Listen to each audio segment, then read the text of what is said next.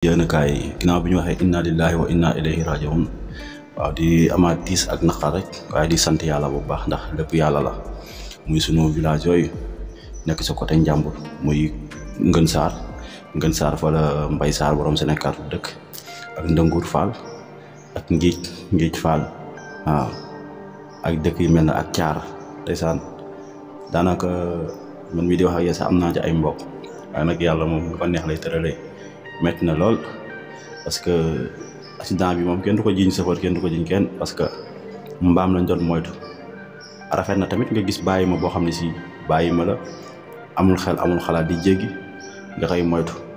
loolu yàgg nañ koo gis ni nit moytu na mbaam wala dara wala nag ba jëye jur ko bu mujj def accident loolu nag dañuy ñaan yàlla bu mu amati di jaale mbokk yëpp waaw di jaale suñu bopp di wax ñëpp yàlla na leen yàlla yërëm te xaare ji leen àjjana yi nga xam ne am nañ si ay blessures yàlla na leen yëkkati bañ delluwaat seeni activité waaw metti na lool sax lool ndax li ma si gën a tuuse mooy femme bi nga xam ne dañ ko mayoon deuxième njëkk mu dem xew biñ ko joxee teraanga yi ko jox sàngaay yëre yeeg piis yeeg yooyu après moom nag bi mu defee soog moom lañ ko sàngee waaw mu nga xam ne yàlla rek ay buur moo tax nit dina programme fekk yàlla moo tal waaw di wax ni gars yi ñu ngi grève waaw mais liñ ci mën a wax rek mooy nekkul ne état bi moo ciy gagné wala ñoom ñoo ciy gagné population bi ñoo ciy sonn dañ ko toggaat ba mu ñor parce que ñu nekk ci ay dëj pareeguñu nañ toggaat grève ba mu ñor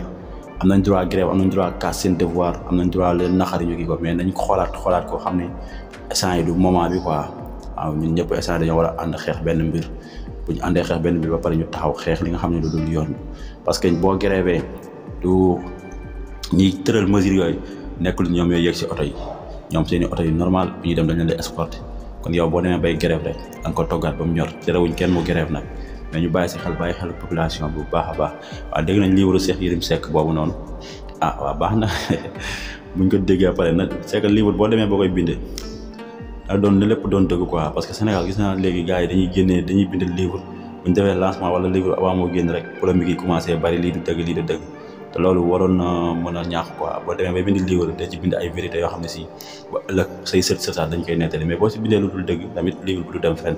mu nekkul seen taxaw seetlu di am mbégte di leen jaajëfal jërë ngeen jëf